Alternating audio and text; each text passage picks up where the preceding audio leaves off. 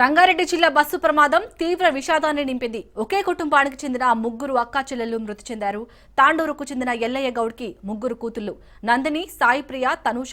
హైదరాబాద్ లో తనూష ఎంబీబీఎస్, ఇద్దరు కూతుళ్లు డిగ్రీ చదువుతున్నారు. ఇటీవల బంధువుల పెళ్లికి వెళ్లిన వీరు సొంతూరుకు వచ్చారు.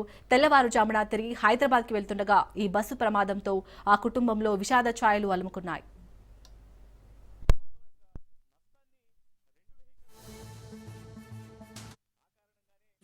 మొదటి బస్సు హైదరాబాద్కు వెళ్ళే క్రమంలో చివెళ్ళ దరిదాపులో యాక్సిడెంట్ అవ్వడం అనేది తాండూరు ప్రజలకు అందరికీ కూడా చాలా దిగ్భ్రాంతిని కలిగించింది.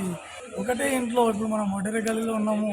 ఎల్లయ్య గౌడ్ గారు ఇంటి దగ్గర అక్టోబర్ 17న వాళ్ళ పెద్ద పాప వాళ్ళ మ్యారేజ్ అయిందంట. ముగ్గురు పిల్లల హాస్టల్కి తనుష, నందిని, సాయిప్రియ ముగ్గురు అమ్మాయిలు ఒకటే ఇంటికి చెందిన ముగ్గురు అమ్మాయిలు చనిపోవడం అనేది చాలా బాధాకరము. ఫ్యామిలీకి వాళ్ళకి అందరికి కూడా ప్రగాఢ సానుభూతి తెలియజేస్తున్నాను నేను.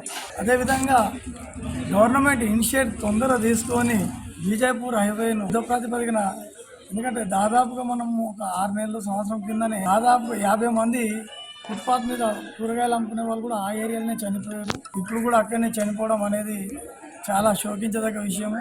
గవర్నమెంట్ కూడా ఇమ్మీడియట్లీ ఎక్స్గ్రేషియా కానీ 5 లక్షలు ఇచ్చి కాకుండా దాదాపుగా ఒక్కొక్కరికి 20 లక్షలు ఇచ్చి అదే క్షతగాత్రులకు మెరుగైన వైద్యం అందించాలని చెప్పేసి బీజేపీ పార్టీ తరఫున మేము కోరడం జరుగుతుంది.